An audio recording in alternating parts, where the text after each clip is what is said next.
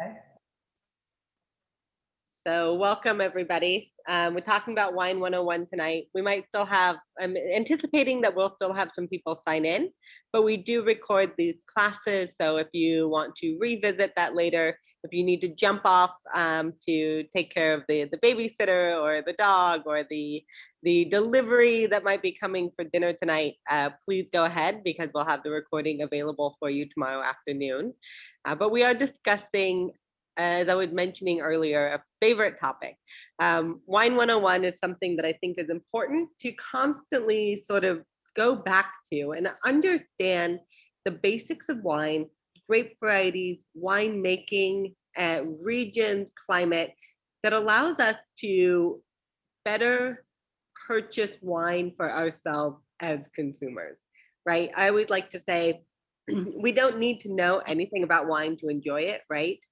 But I do really believe that knowing a little bit about what we're drinking does actually increase our enjoyment. And it allows us also to find better value as well. So if you've been to classes with us before, and most of you have, I'm going to just go ahead right now and put everybody on mute, but you can feel free to take yourself off mute. You'll be able to do that, but just to kind of mute that background noise for right now. Please also use the chat box.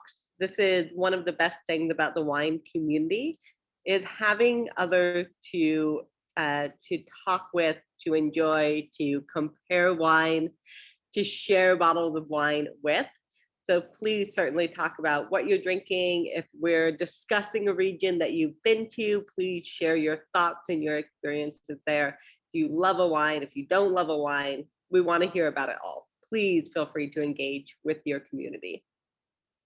All right. So, Wine 101, like what does that mean, right? Talking about Wine 101. So, get going here. Wine 101. So, what are we talking about tonight? So, we'll be discussing what is wine and how is wine made? Well, we like to think about the concept, of course, that wine is made from grapes. And that seems like a really simple concept, right? But then we take into account the idea of how wine is actually made. So with wine, obviously, we have the different grape varieties, even though we're traditionally talking about one species of grapevine, Vitis vinifera, to make fine table wine. But within that species, we have thousands of different grape varieties, right? Thousands and thousands. So we talk about the grape variety, each one with its own unique sense of texture, structure, aroma, and flavor. Each one that prefers a certain type of climate or a region where it does best. And then we think about the human element or the winemaker that then can make all of the decisions regarding how the grapes are grown and then ultimately how the wine is made in the winery. So one of the reasons that we begin to think about learning about these different grape varieties and then how that human element, that expertise can affect what eventually goes into the bottle and then into our glass allows us to make better decisions about understanding what styles of wine and what grape varieties we really like to enjoy. We talk about learning how to determine and describe what it is that we like. This is, I think, something that's really important for any wine lover or any hobby, I would say, that you are trying to engage in more or to learn more about. You work on building a vocabulary, a lexicon around that hobby, right? So that you can further discuss it with other people. This also allows us as wine enthusiasts to talk to wine professionals that might be able to steer us towards new experiences. So what I mean by that is if you know what you don't like, but you're looking to maybe spend a little bit more money for a special occasion than you've spent before, you have the opportunity to describe, I don't want this, to maybe somebody at your local wine shop, to a sommelier at the restaurant that you've chosen to go to dinner to celebrate a special occasion, right? So when we learn to determine first what it is that we like or don't like, and then we learn to describe it, it allows us to find better value for our money. And it allows us to take, I would say, more calculated risk, right?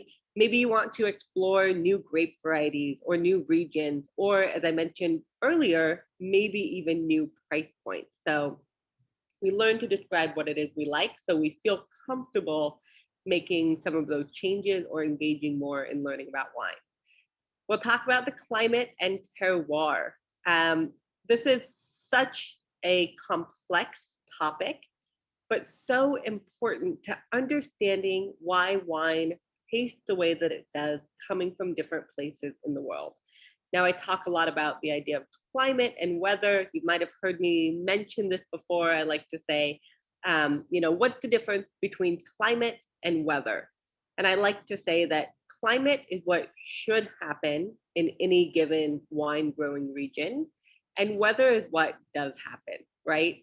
So we think about that idea that the date that we find on a bottle of wine, what we call the vintage, that tells us the year that those grapes were grown and harvested in, can tell us a lot about maybe what the characteristic of that wine might be like.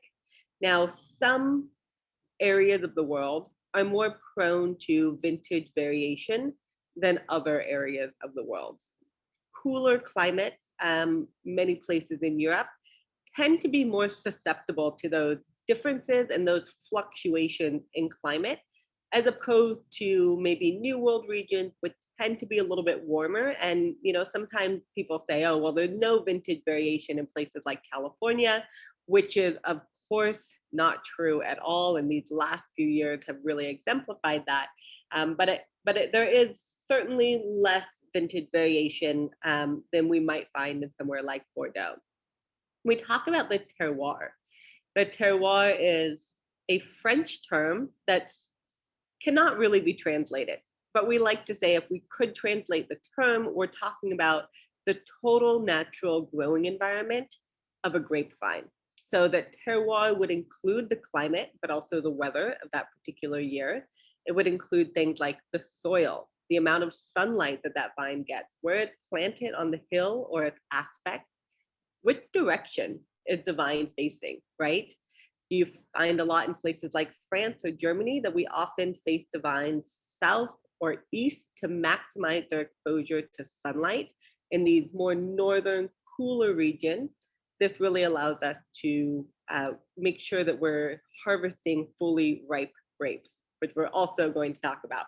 Anything that I mentioned that I don't expand on immediately, we should be expanding on later. But also feel free if you do have questions, again, take yourself off mute, ask me, or I'll try to monitor the chat if you pop something in there. So we talk about the terroir, right? Where it's planted, what the soil is like, what is the macro, micro, and mesoclimate of this particular area. What is the human element in terroir? Because I do believe that it does exist.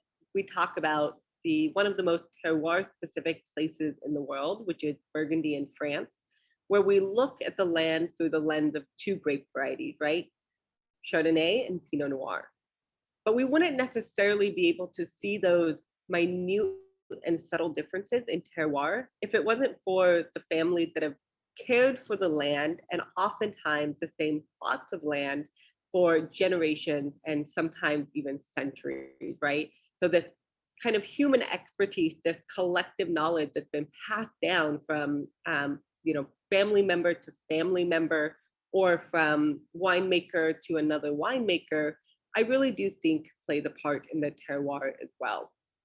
And all of this terroir affects how the grapes taste and how they structurally feel on the palate, the level of tannin, the level of acidity, the alcohol in the wine as well. We'll talk about old and new world wine regions and styles. Now, when we say old world and new world, essentially the grapevine comes from the Mediterranean. So we sort of call everywhere along the Mediterranean, everywhere in Europe is the old world. This is the birthplace of the grapevine, right? Of Vitis vinifera that we use to make wine. And the new world is everywhere that it traveled. And a lot of these places it traveled to during the age of exploration. So there is a stylistic difference in sort of tradition versus exploration in the old world Europe and the new world everywhere else. At the end, we're going to talk about how can you order, how can you serve, and how can you enjoy wine, the most important of all. You enjoy wine, you learn about wine by drinking more wine. It's just the way to do it. It's so much fun if you have family members or friends that are also interested in wine to get together to discuss the wines that you're drinking, to have the opportunity, a night like tonight, Katie, you're sitting at home, you might have 4 bottles of wine, but you're making that conscious and responsible decision to realize that maybe by yourself opening 4 bottles of wine will not lend you a lot of education if you drink all 4 bottles, right? So when you have friends or family members that you can get together to discuss and compare and share not only the wine, but also the cost, it can be really helpful. So why do we learn about wine? Well, we want to learn to taste with purpose. And when we taste with purpose, we do learn about what we're tasting, the aromas, the flavors, the structure, how to reference things like climate or vintage. We form taste references. And this is very, very important. Now, of course, in blind tasting, you might see wine professionals that do this. We blind taste to assess typicity and quality.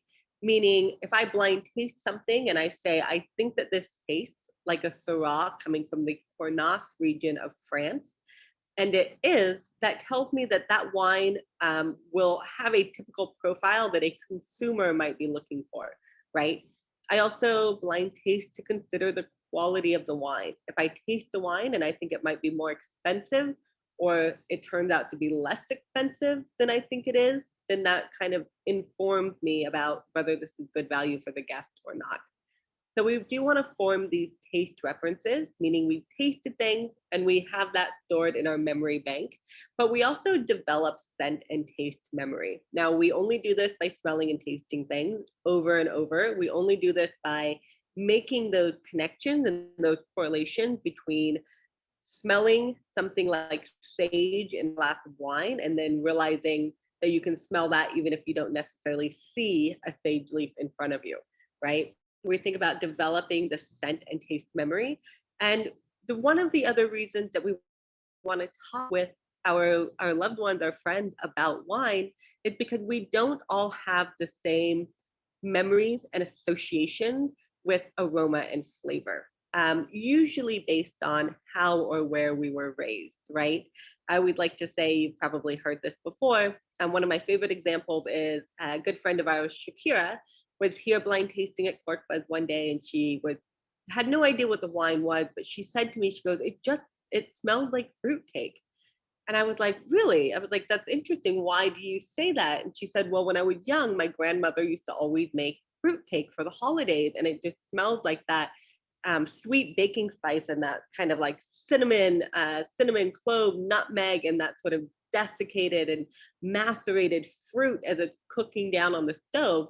She didn't know this, but she would blind tasting Zinfandel, and that is a classic note, a classic descriptor for Zinfandel wine. But if you've never smelled fruitcake cooking, you might not know that, right? So it really helps to talk to other people that have different experiences with aroma and flavor than you do. When we do this, we improve our palate. We improve our ability to taste.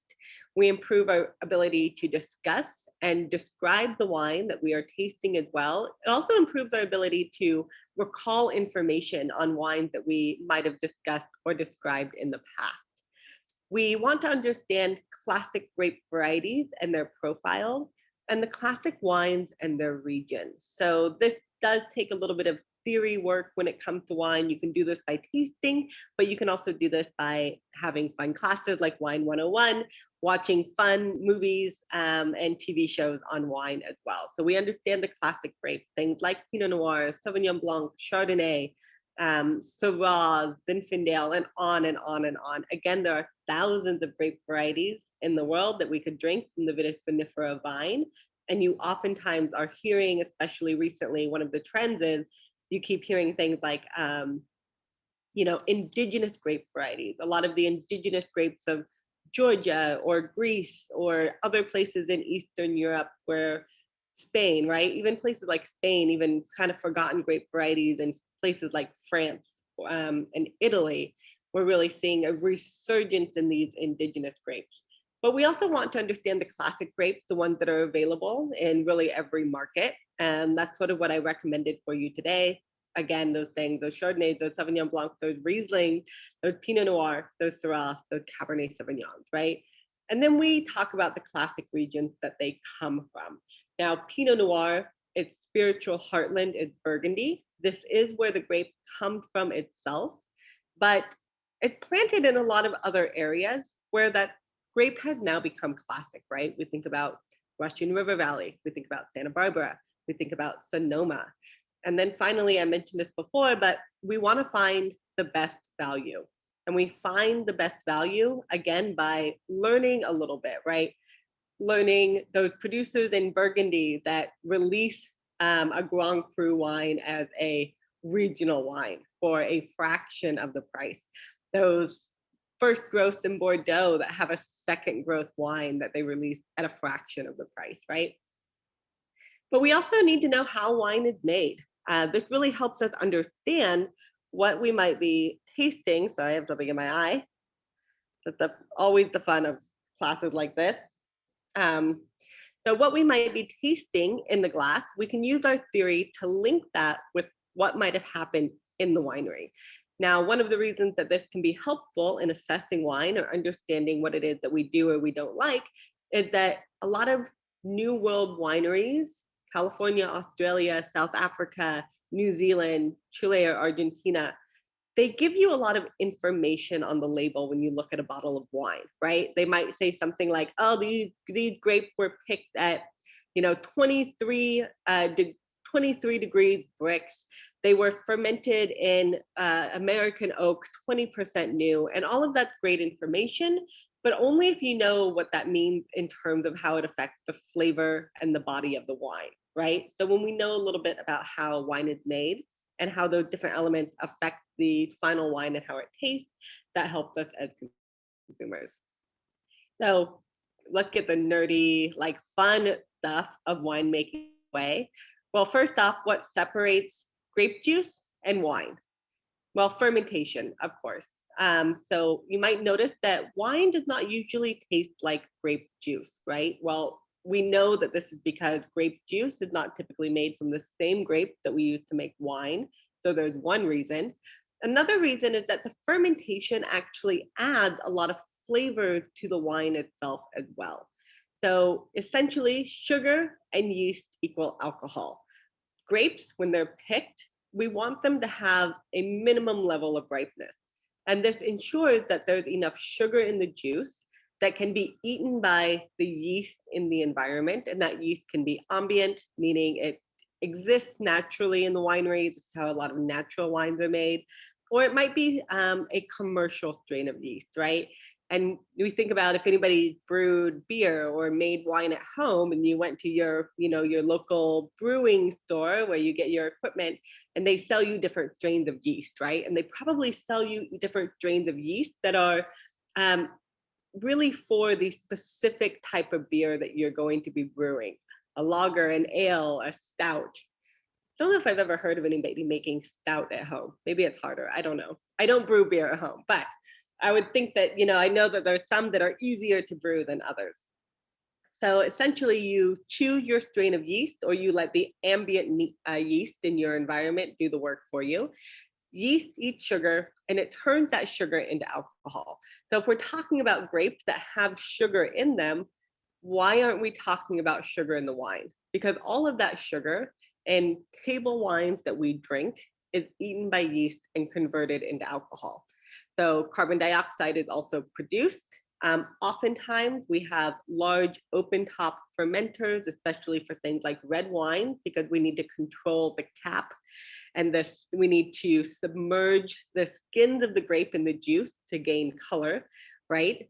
And so carbon dioxide filters out of the wine. If carbon dioxide is not filtering out of the wine, it stays in the wine and creates bubbles. This is how champagne is made. We talk about the viticulture. This is everything around how the grapevine itself is actually grown. So we talk about, and this is very important in Europe especially, and we'll talk about wine law towards the end of the class and how to sort of decipher things like Sancerre, Bordeaux, other Rioja, right? Other places. So we'll talk about the site that the grapes are actually grown on, what region, what vineyard, what area, what hillside. We talk about the grape variety in viticulture. What grapes do best in these conditions and in this particular site. We think about how we trellis the vines. It was the Romans who really were one of the first to sort of understand the idea of trellising the vine, meaning exposing the canopy, the leaves, to sunlight, encourage photosynthesis, better ripening of the grapes. It allowed the grapes themselves to have a lot of airflow going through them, mitigating things like rot or mildew. We talk about the harvest, really important. The harvest makes a huge difference, especially in cooler or hotter regions where we grow grapes. One day, a change of picking one day earlier or one day later can completely change the character of your wine, especially depending on your grape variety. If you're somewhere like Alsace and you want to make a Gewürztraminer, a half a day can really make a difference in that Gewürztraminer having enough acidity or not enough, especially in a hot harvest. So when we harvest the actual grapes is really important. And also you consider that it takes a lot of people to harvest grapes, especially if you're hand harvesting versus machine harvesting. And in that case, do you have a crew? Are they ready at a moment's notice when you need them? And then of course, with grape growing, are we adhering to the laws in this particular area or region to allow us to use that regional nomenclature on our label? So for example, something like, Grand Cru Burgundy. Are we hand harvesting? Do we have yields that are low enough? We talk about the vinification or the winemaking. So we want to think about, are we doing monocepage or are we doing a blend, right? Monovarietal or a blend of grapes. A lot of this has to do with the site and the region that you're in. We talk about the vessel that you want to use to make your wine. We see things like oak, we see things like concrete, sometimes we have like plastic eggs. These are all inert vessels, meaning they really don't allow for any exchange of oxygen. We would typically want to use these vessels that don't allow for oxygen, but we want to retain more fruit. We would also use stainless steel if we want to retain more fruit, because stainless steel can usually be kept at temperature, preserving those sort of bright, fresh fruit aromas.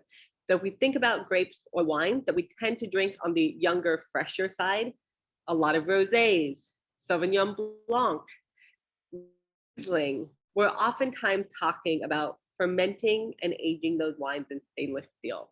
But if you have oftentimes a red wine, or maybe something like a Chardonnay where you want to add the flavor of oak, or you want to add a little bit of the pannier of oxidation to your wine, you're thinking about a barrel, right? And that barrel can be new, it can be old, it can be small, it can be large.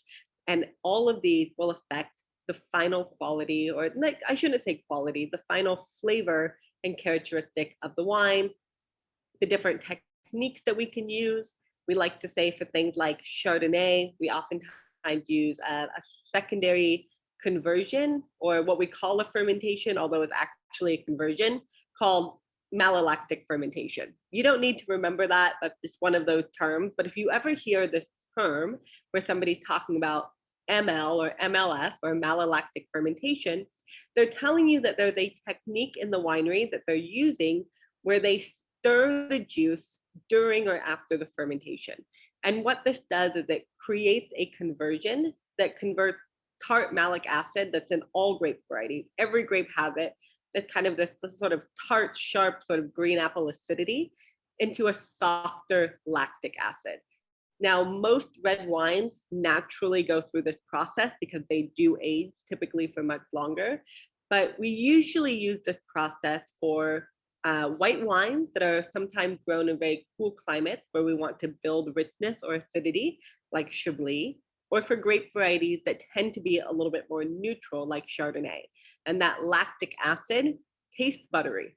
So when we think about that sort of buttery characteristic of a Chardonnay, that's coming from that secondary conversion, that winemaking technique. Just like with where we're growing the grapes, we're considering the laws of the region where we're making the wine.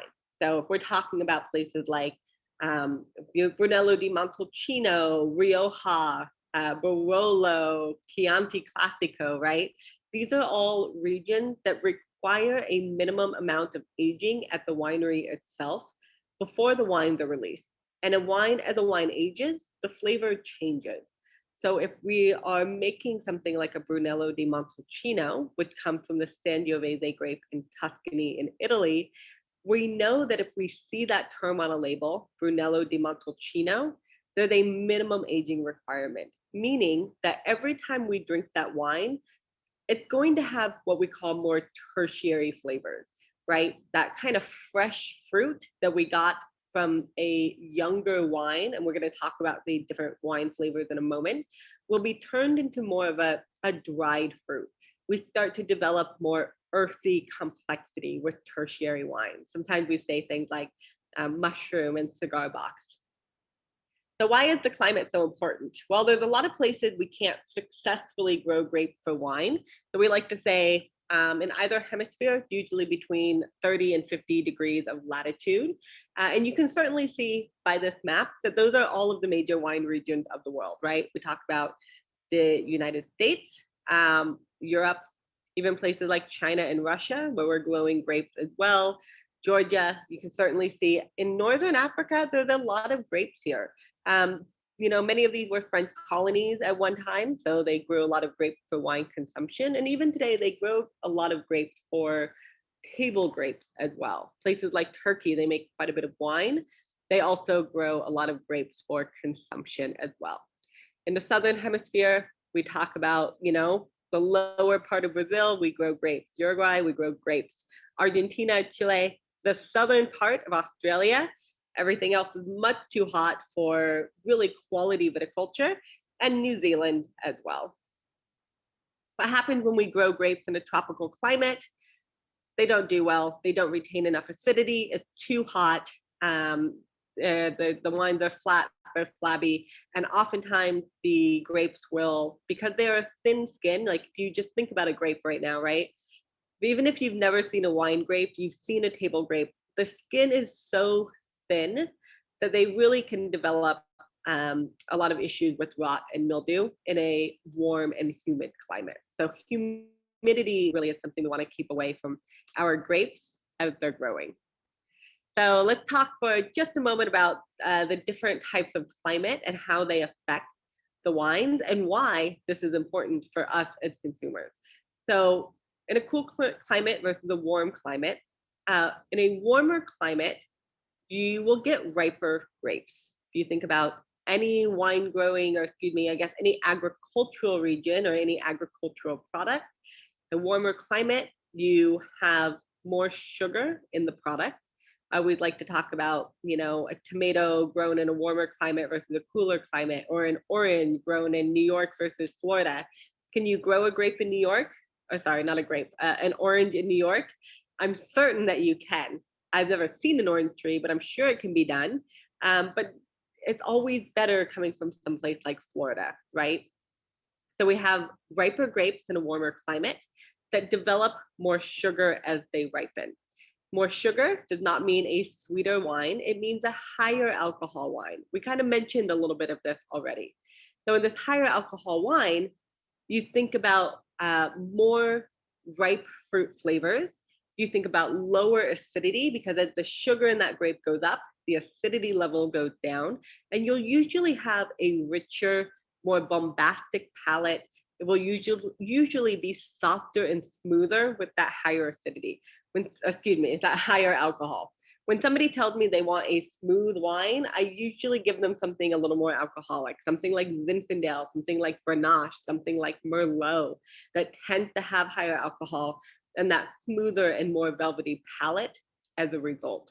If you think about a cooler climate, you're not gaining as much sugar in the grape itself in a cooler climate. So you have less resulting alcohol in the wine. Because of this, usually, and there's always an exception to the rule, but usually old world wine regions in Europe tend to have less alcohol and higher acidity than new world wine growing regions. And when you think about those old world or European wine growing regions, we're talking about France, we're talking about Spain, we're talking about Italy, we're talking about Germany, even places like Greece. But when we think about those warmer, more Mediterranean areas of France, Spain, Italy, and Greece, most of the grapes are grown at higher altitudes, which helps mitigate that heat, right, and that temperature. So we do retain more acidity, even in the warmer parts of those old world countries. If you've been to Greece, I mean, more than 80% of Greece is mountains, and I don't even know how much of it is coastline, right? So much of it is coastline, and that also helps mitigate with those cooling breezes from the water, the temperature of the grapes and how they ripen. So cooler climate, cooler weather, more acidity. This also tells us a little bit about vintage, right? In a cooler year with cooler weather, we'll usually have higher acid grapes. In a warmer climate or a warmer vintage, we usually have less acidity and more alcohol. So what's the difference? More acidity, sharper flavors on the palate. We'll talk in a second about the style of fruit that we might taste there. In a warmer climate, more bombastic, richer flavors, less acidity, smoother palate, higher alcohol. Everybody's with me so far? I haven't seen any questions, so I'm just gonna assume that we're doing well here. All right. So let's get into some of the terms and the characteristics that we might use to describe wine. Describing wine is really fun. I always like to say too, oftentimes we kind of get this idea that there's a wrong way and a right way to drink and to enjoy and to experience wine. And that's just simply not true. Can there be a wrong way to make wine? Well, of course, if there's exploitation happening, if somebody's being really terrible to the land, yes, of course, these are wrong ways to make wine. But the idea that we all enjoy different flavors and different textures in wine, and we shouldn't be, in some ways people are kind of like shamed for liking something or not liking another thing, and that's just ludicrous, right? You should drink what you like, you should enjoy what you like, because we all know life is too short and wine is too good, right? So, but we can learn a little bit about determining and describing what we like through the language of wine. And you do this by, one, again, drinking what you like, but being open to new experiences and trying new styles of wine or new grape varieties. And again, talking about the wine with your community. So usually we describe fruit first in wine. Now there are exceptions, but usually young wines taste the most fruity, I would say, right? As a wine ages, as I mentioned, it sort of loses some of that sort of baby fat fruit, develops more dried fruit. Maybe that, 2019 Pinot Noir coming from Gevrey Chambertin has kind of more fresh pomegranate and black raspberry characteristic to it.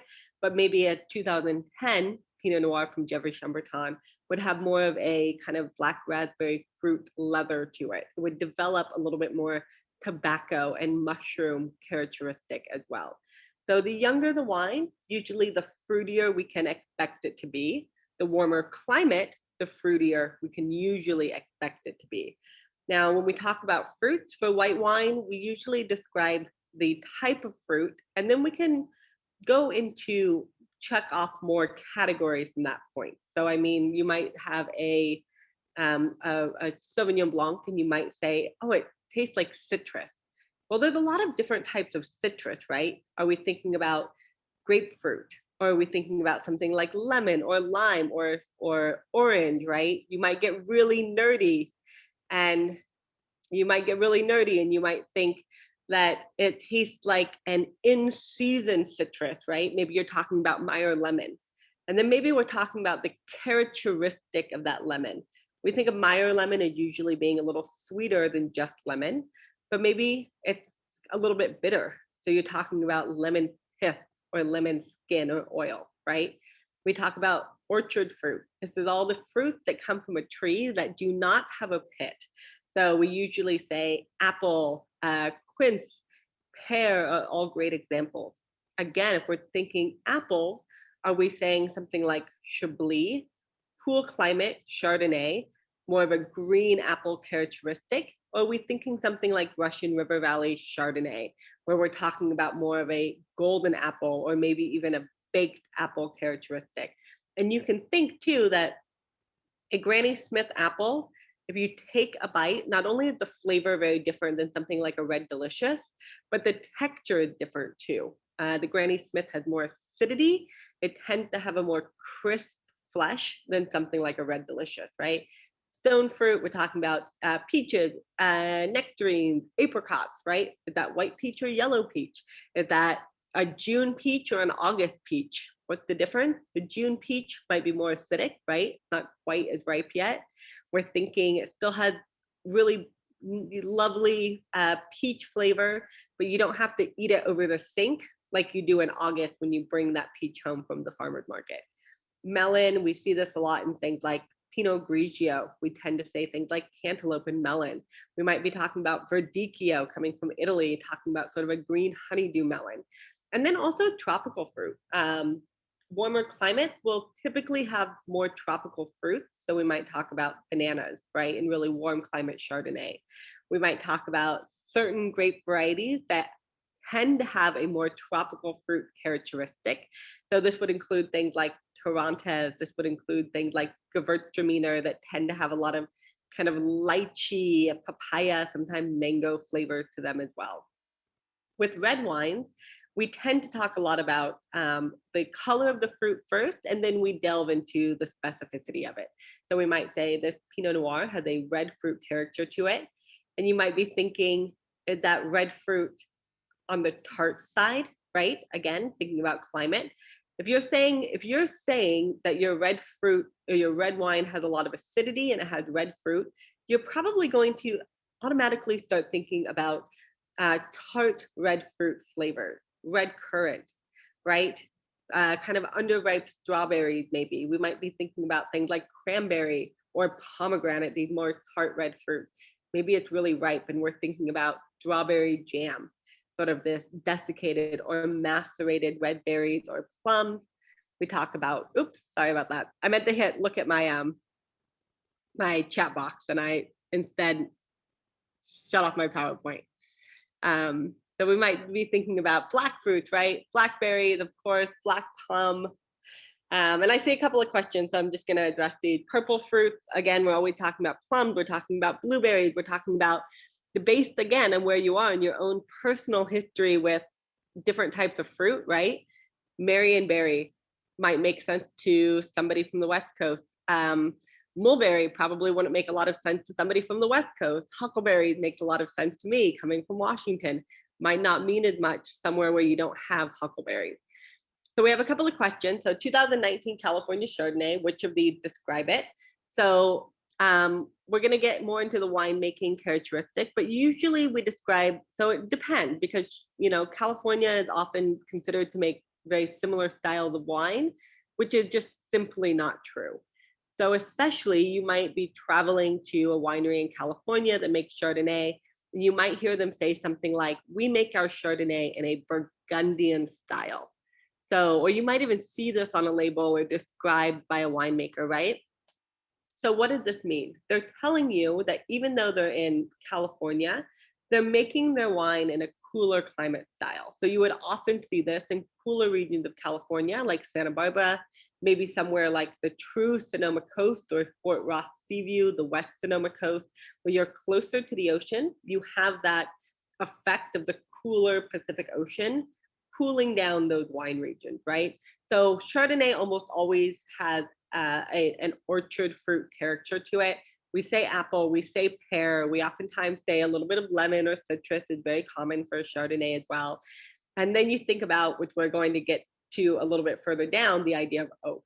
But usually when we're kind of describing a California Chardonnay, we might be talking about something from Napa, something from Russian River, which will have a riper fruit character. So we're going to be talking about that orchard fruit, but maybe we're talking about, again, lemon curd. Maybe we're talking about a baked golden apple as opposed to something like a Granny Smith apple. And then another question, the main difference between Pinot Noir from France versus Oregon. Aside, there's a difference in winemaking and clones, but Oregon is fruitier than France, but not as fruity as California. Oregon is earthier than California, but not as earthy as France. I would say that's the main difference. You'd see a little bit more of that new world entrepreneurial spirit, I think, in the wines of Oregon. And I don't know what a Nordic wine is. Are you talking like wine from Nordic countries, like Norway, Sweden, Finland? Yes, exactly. Well, I mean, I don't know. I would say that I wouldn't recommend that. I know that we grow wines and really everywhere that you can.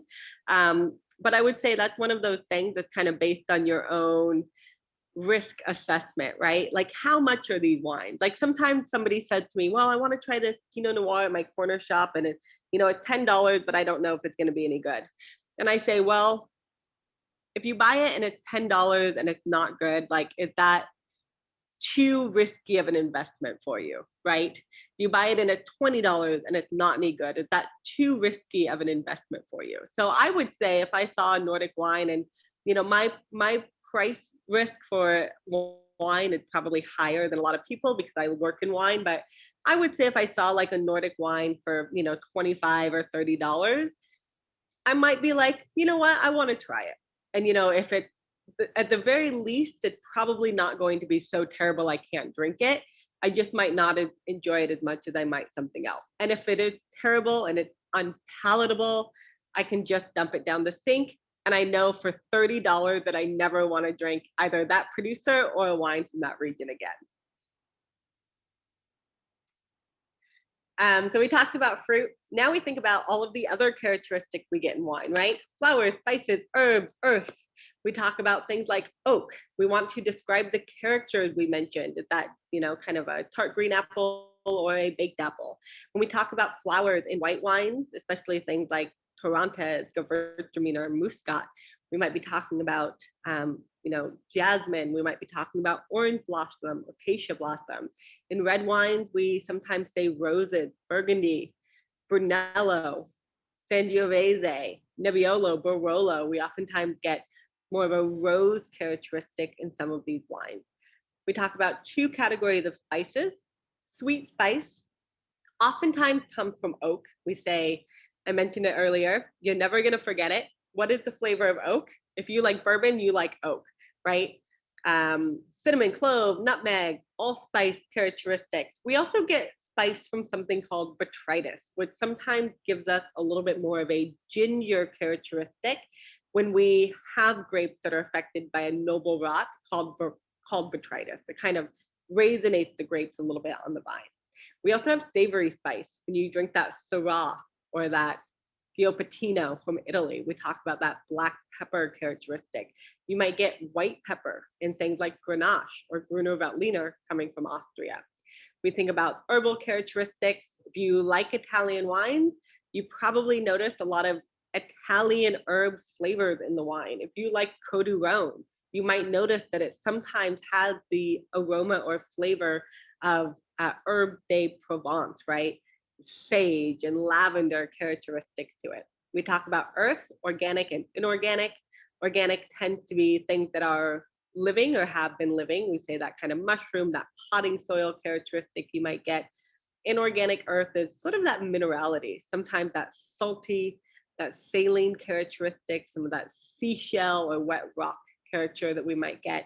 And then oak, we mentioned before. Oak adds flavor, but you can use neutral oak for wine, meaning that if you've used an oak barrel, usually between 4 and 6 times, it becomes neutral, meaning it no longer imparts new oak flavor into the wine, but it can still be used for fermentation and storage of the wine itself. On the right-hand side, you see everything that we use to describe the structure. So the left was flavor and aroma, right? First, you talked about aroma. Once you had a sip of the wine, you might have noticed even a few more things in terms of the aroma and the flavor. This is because the wine actually warms up on our palate and releases more of that flavor that we can smell and taste. On the right-hand side, these are things you can only deduce by having the wine in your mouth and on your palate. Does the wine have any sweetness to it? We're usually talking about natural grape sugar that's been left in the wine instead of being fermented to alcohol. So when we talk about sweet dessert wine, these are very sweet. They're luscious, right? Things like port, things like sauterne, coeur de cham, tokay. These are styles of wine where we have purposefully left a lot of sugar in the grape. And usually those grapes have been raisinated in some way before the wine was made to give extra sweetness to the wine itself. But sometimes we have wines that are just a little bit sweet. Usually in white wine, we rarely see this in red. So for those whites, sometimes we say things like Riesling and Chenin Blanc, right? These are grape varieties that are naturally very high in acidity. They're typically grown in cold climate. And so oftentimes the traditional style was to leave some of that natural sugar in the wine to balance that really tart acidity. And acidity is what makes your palate salivate, right? Take a drink, it's refreshing. We like high acid wines when it's hot. We like high acid wines when we're eating things like vinaigrette or with a lot of acidity in our food. We like high acid wines when we're having salty food, especially seafood.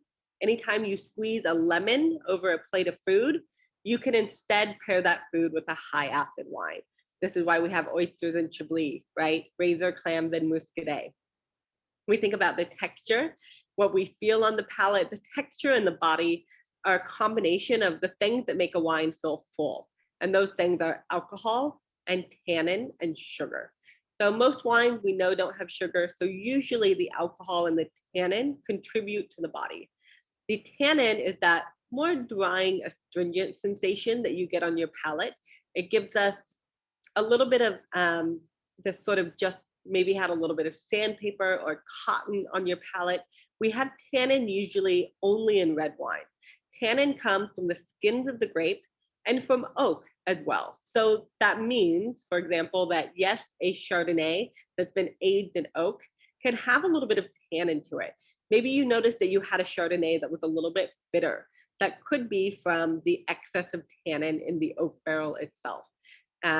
Certain grape varieties have very thick skin, which gives us a lot of tannin in the wine. Cabernet Sauvignon, right? We think about often, has a lot of tannin in the skin and therefore a lot of tannin in the wine. Something like Pinot Noir, which with a thin skin, is not only lighter in the glass because the color comes from the skins of the grape, but also less tannic in the glass as well. We think about the complexity, not all wines are meant to be uber complex. We like to say there are drinkers and there are thinkers. If you're going to have a glass of wine with your friend out on the porch later tonight, you're going to be thinking about, a rosé. You're going to be thinking about a Sauvignon Blanc. You're going to be thinking about a Pinot Gris or Pinot Grigio, something light and fresh and fruity and refreshing that will lubricate the conversation, but not take away from it. But sometimes you want something a little bit more intellectual. You might sit with a glass of wine and see how it evolves over time and discuss that with the people that you're enjoying the wine with. And those are your thinkers, right? And we need both to exist. Everything should be in balance. If you have a very acidic wine, but no sugar to balance that, it'll be like lemonade without any sugar, right? That's not palatable. That's not enjoyable. And then we think about the finish too. How long can you actually taste the wine itself on your palate after you've swallowed that? So let's talk about just a few classic white grape markers. And I don't want to spend too long on this because I'm going to send this follow-up for you. So you're going to have all of the information here as well. But I think it's fun to just kind of run through what we can expect from some of the classic grapes in the world. So we think about Albarino. It's a great summertime wine. We like to say what grows together goes together. Albarino comes from the northwest corner of Spain near Santiago de Compostela. What else comes from that corner of Spain? So much seafood, octopus, right?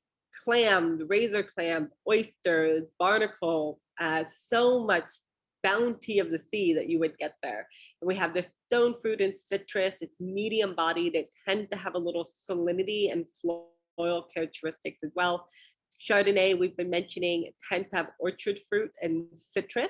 It usually tends to be more neutral. And that doesn't mean it doesn't taste like anything. That just means that it doesn't have as much vivacious and pungent aroma as something, for example, like Gewürztraminer or Sauvignon Blanc. Because of this, it tends to be more prone to manipulation within the cellar, right? So we see a little bit of this creamy characteristic from that conversion of the malic acidity to the lactic acidity.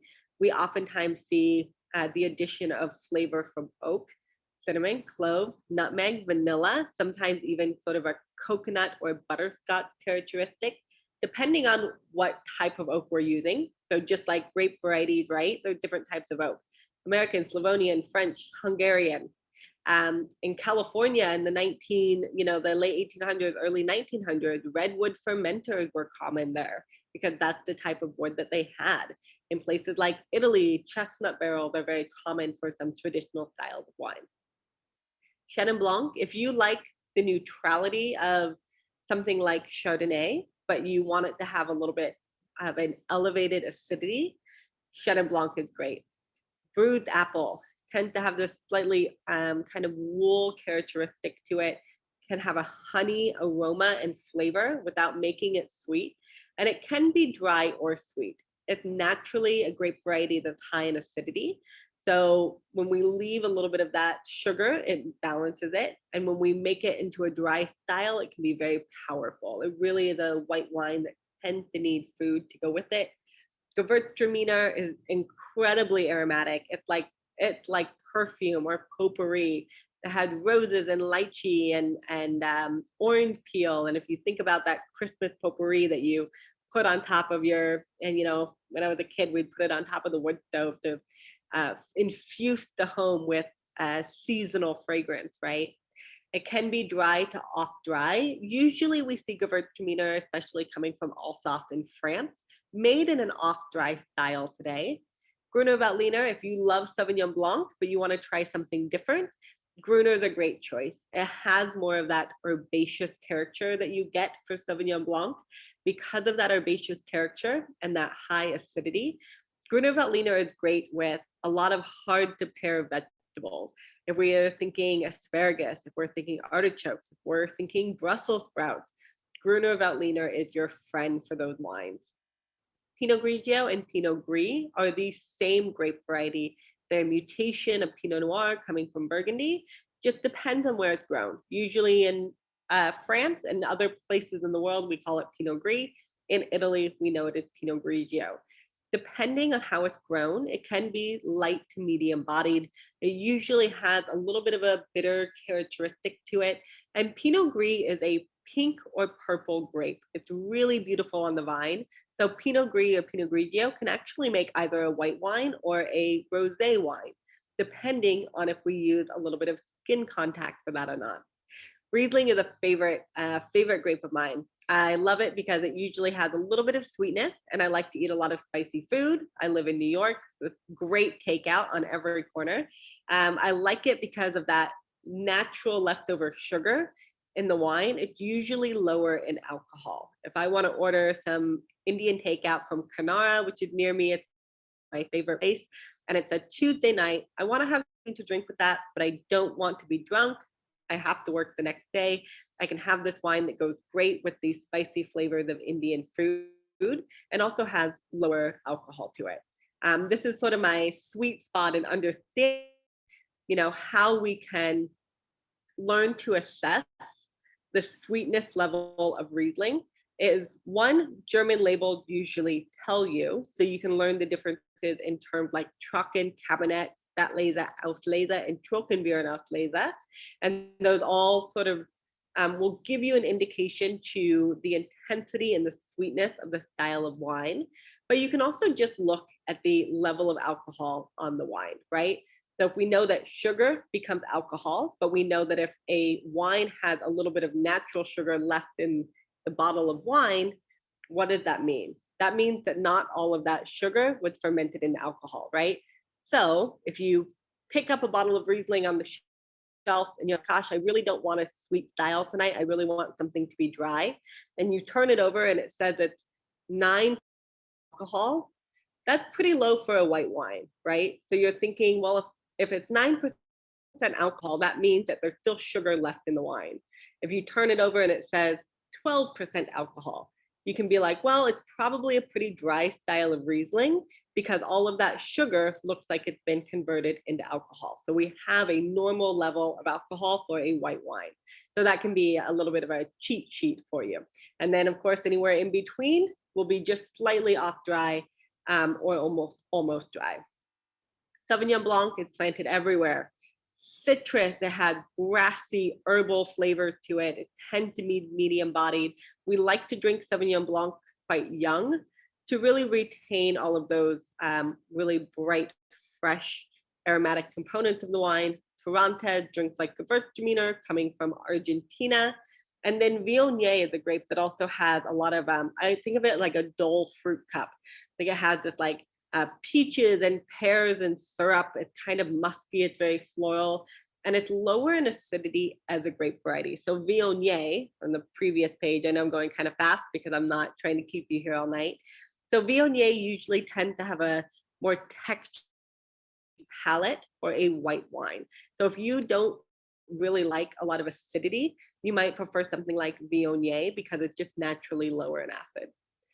All right, classic red grape markers. Pinot Noir, thin skin grape, a large grape in terms of the berry and the body of the grape itself. So we tend to have a lighter to medium bodied wine. This color and the tannin come from the skins of the grape, right? So we have higher acid, it's lighter bodied, it's lighter in tannin. Cabernet Sauvignon, if you were blind tasting Pinot Noir and Cabernet Sauvignon side by side, you would usually be able to tell them apart just by the color and the opacity of the wine itself.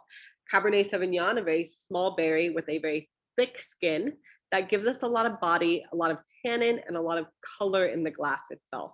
Cabernet Sauvignon also has an affinity for oak, so it really does tend to show its best self when it's aged in oak barrels. Carmenere also comes from Bordeaux, but it's more commonly planted in Chile now. It's very strongly herbaceous and vegetal. It's often made with oak and a lot of fruit coming from Chile. It's really economically great for consumers too. It doesn't tend to be too expensive coming from Chile, like a lot of Chilean wines.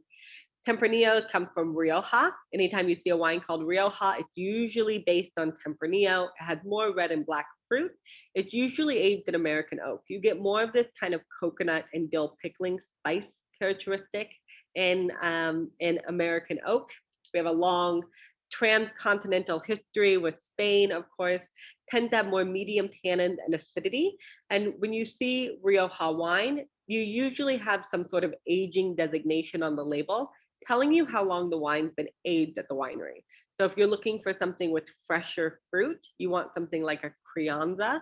If you're looking for something with, again, that more tertiary dried fruit, earthy characteristic, you'll go for something like a Gran Reserva.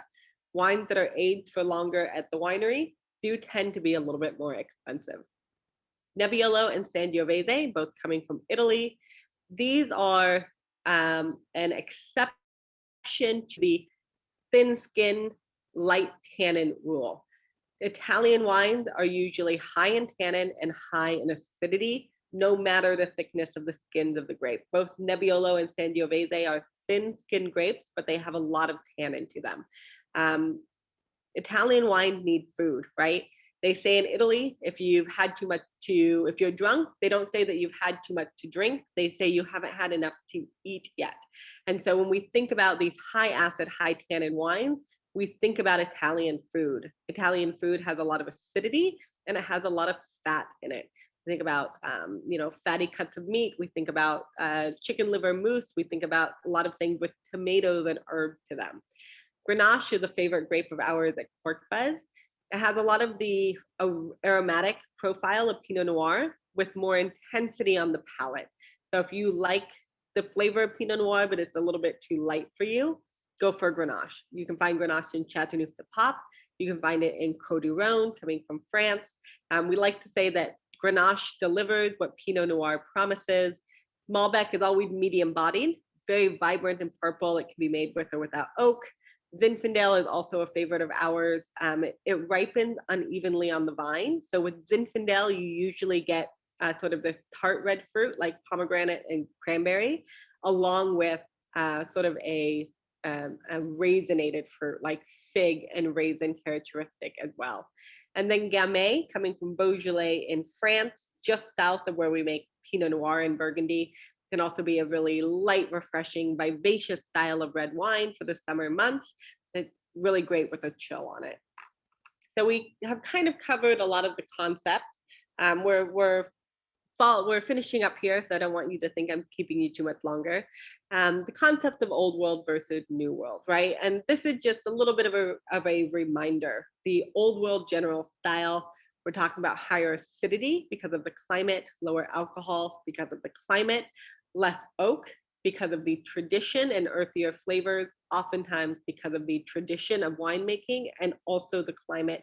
The old world has long-standing traditions and history with an emphasis on place, which is why old world labels, European labels, usually list a place as opposed to a grape variety. In the new world, that warmer climate contributes to lower acidity, higher alcohol. We tend to have more oak on New World wines. This is just part of the tradition and the evolution of how the wines are made. We tend to have fruitier flavors because of that climate. And we have, again, more of that entrepreneurial spirit as opposed to that long-standing tradition, right? We see more evolving techniques and established vineyards, and we have an emphasis, or an establishing new vineyards, excuse me, and we have an emphasis on labeling wines with the grape variety as opposed to just the region where they come from. And why is that? Let's talk about that, right? So we talked about the wine quality system. So we'll do a brief idea of old world versus new world. In Europe, most European wine regions base their quality system or their appellation system on the French AOP system. So if you think about when we were talking about growing grapes and making wine, we talked about adhering to the laws of particular regions, right? So in France, every region has a name. So you can see this bottle of wine here. This is Corton, which is a Grand Cru, which is its own appellation. It's within the region of Burgundy, which is its own appellation. Sancerre is an appellation, right? What are some other? Chateauneuf de Pape is an appellation in France. Bordeaux or Pauillac is an appellation in France. And each appellation has its own set of rules regarding where you can plant the actual geographical boundary you can plant your grapes in, what grape varieties you can use. You can use for Corton, you can use two grapes. You can use either Pinot Noir for a red wine, or you can use Chardonnay for a white wine. If you're making Sancerre, if you're making a white wine, it can only be Sauvignon Blanc. By law, it can't be anything else. Covered things like yield, how many grapes you can take off each bunch, ripeness and alcohol level, the vineyard management, the winemaking techniques, and the labeling requirements. In Spain, the appellation system, the DO or the DOCA, covers the same stipulations that we see in French appellation system, with the exception of Spain and Italy. There have a tradition of aging wines for much longer at the winery. So we kind of discussed that idea of the tertiary development and aroma of wines that are being aged. And we have more of that tradition in Spain and places like Rioja, in Italy and places like Brunello, Barbaresco, Barolo, Chianti, and so forth. So we tend to get those earthier, more developed styles of wine. In the New World, when we talk about the appellation, Napa Valley is an appellation. Willamette Valley is an appellation. Yola Amity Hill within Willamette Valley is a sub-appellation. And the laws are much more relaxed. They really only govern where you can plant the actual geographical boundaries. So for example, even though Willamette Valley is known for Pinot Noir, you could plant any grape you wanted there and call it Pinot Noir. You do have to, if you state a grape variety on the label, has to be a minimum 85% of that grape. If you state a region, like for example, Russian River Valley, it has to be 85% of the grapes have to come from that region. And if you state a vintage on the label, like 2018, a minimum of 85% of the grape have to come from that vintage. This does not mean that in the new world, in places like the US, that it's always that way, that only 85% of your wine is Pinot Noir. And it just allows for a little bit of wiggle room for winemakers if there's a bad vintage and you need to supplement your fruit from a different region, maybe from a different vintage or from a different region or grape variety. So it just allows for a little bit of wiggle room in case there's some issues. Usually when you see something Cabernet Sauvignon from Napa Valley, Pinot Noir coming from Oregon, it's oftentimes 100%. All right, so I hope you guys are having a good time. Sorry to keep you over tonight. So the comparison of tasting classic wines. Now, if we were doing this tasting in person, and we have our first couple of in-person classes coming up in August too, this is typically what we would pour. So if you are coming to our upcoming like Wine 101 in August, maybe you shouldn't check this out because usually we pour these 6 wines, 3 whites, 3 reds, but we pour them as a blind. And I think that really allows us to understand the different aromas and the different flavors of these grape varieties that we talked about. A Riesling will usually have a little bit of sweetness to it. Chardonnay will oftentimes be oak, and Sauvignon Blanc is usually really focused on the fruit forward, the herbaceous characteristic, the pungency of that grape variety. I would like to say, if your neighbor opened Chardonnay, you probably wouldn't know about it. But if your neighbor opens New Zealand Sauvignon Blanc, you could smell it in your own apartment. For the red wine, the comparison worked really well with Pinot Noir versus Cabernet Sauvignon, because that will show you the difference in the tannin and the acidity structure of these 2 wines, right? As well as the flavor difference. We talked about red fruit versus black fruit, moderate tannin versus high tannin, light body versus full body. And then tasting those next to something like Syrah really gives us an opportunity to see a grape variety that tends to have more peppery, kind of gamey, smoked meat characteristic to it, which is very common for the Syrah grape. All right. So I want to take any questions if you have some. A lot of these we kind of have covered. It's just a little bit of a follow-up. How do we order? How do we serve? How do we enjoy wine?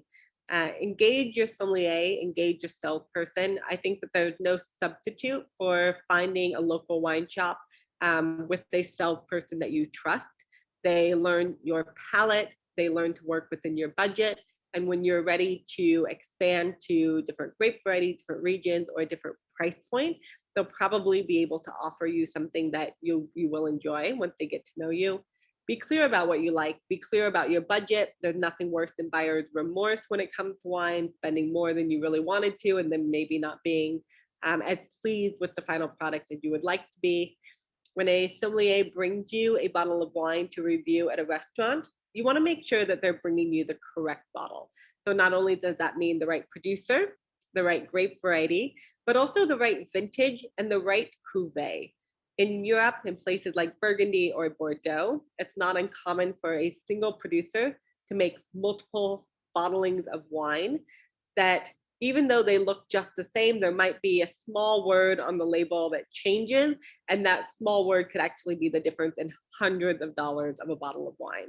You want to smell and taste for flaws. You want to make sure the temperature of the wine is correct. It's not too warm, it's not too cold. If you'd like to decant the wine to open it up, we like to decant old wine to remove them from their sediment, and we like to decant young wine to give them an opportunity to open up a little bit in the glass, in the bottle, to be exposed to oxygen. And if something doesn't seem right, please say so. If you have a wine at home that you bought from a wine shop, I always suggest tasting, pouring a little bit of that wine, tasting it before you pour a glass. If something seems wrong with that wine, recork that bottle, take it back to the wine shop. Same thing at a restaurant. If you're discussing everything that you learned, and you're like, I like medium bodied wine with red fruit and a little bit of earth, And so you say something to me, I'm going to be like, we should drink like Gamay from Beaujolais. We should drink Pinot Noir coming from Burgundy.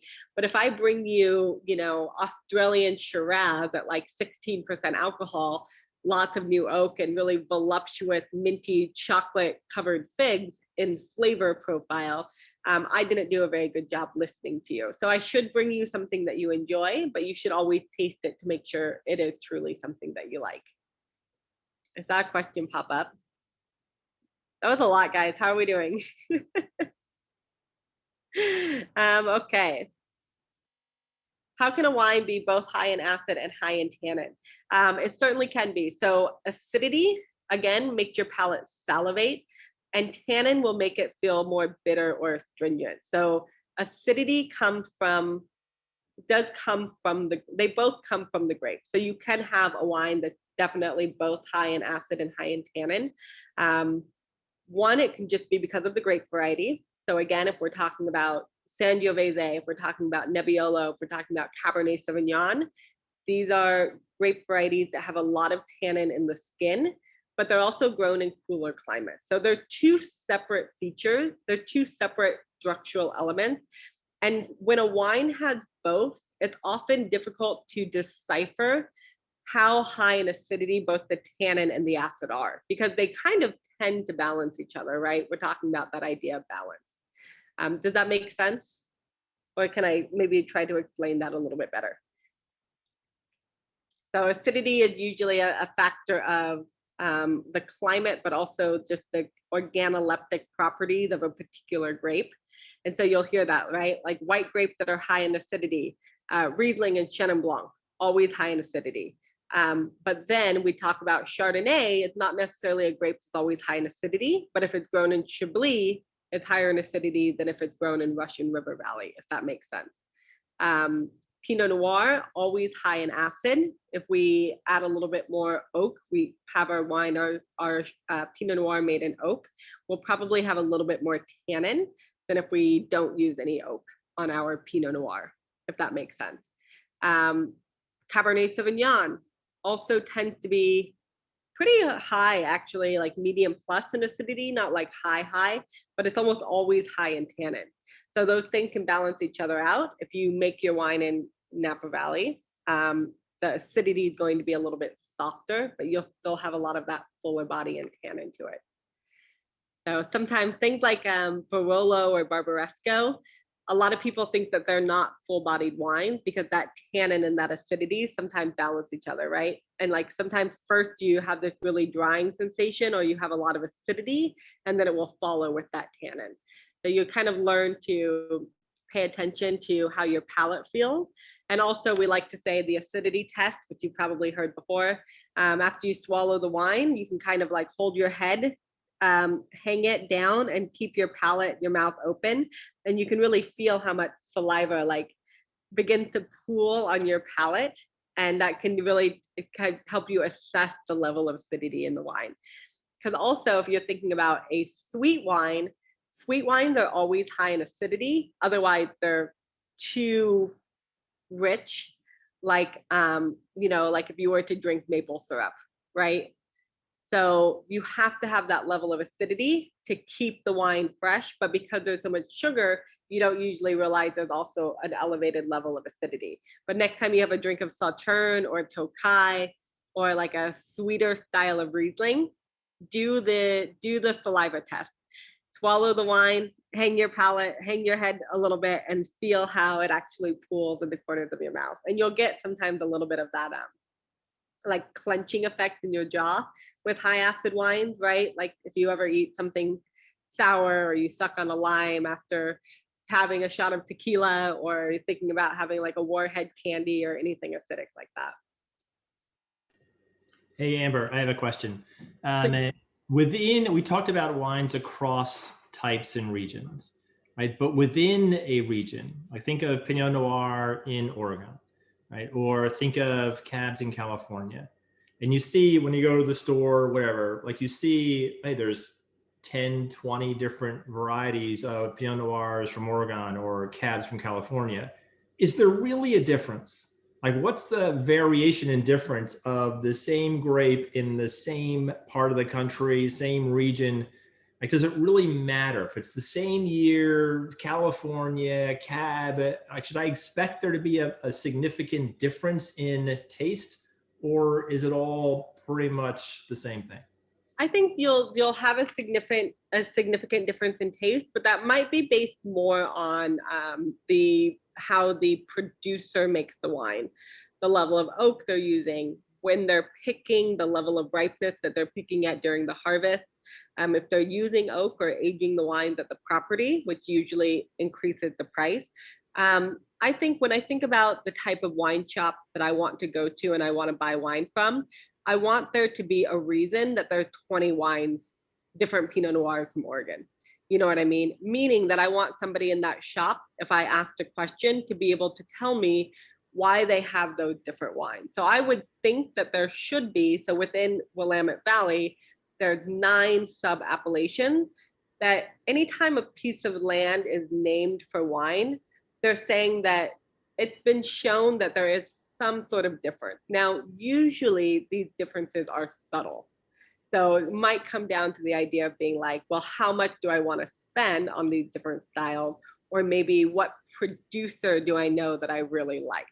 Because it could be, again, that difference in producer. So I would say that, yes, there really should be, if you're going to a reputable wine shop, there really should be a difference in the pricing of those wines, of those Pinot Noirs. There should be a difference in the stylistic, the style of the winemaking of those particular wines, but there definitely should be, and they're subtle. We're not talking about like, does it taste like Cabernet or Syrah or Zinfandel instead of Pinot Noir? No, of course not. But there should be differences. All right, thanks. You're welcome. And then that's, again, one of the other reasons that we learned is so that we can begin to make better, more educated choices for ourselves. Thanks, everybody. Sorry to keep you so late. Sometimes I just get really excited. I'll send out a follow-up tomorrow with the information in the slide. So you have my email. Please don't hesitate to reach out. Have a good night, everyone. Bye. Bye, Katie. Bye. Thank you.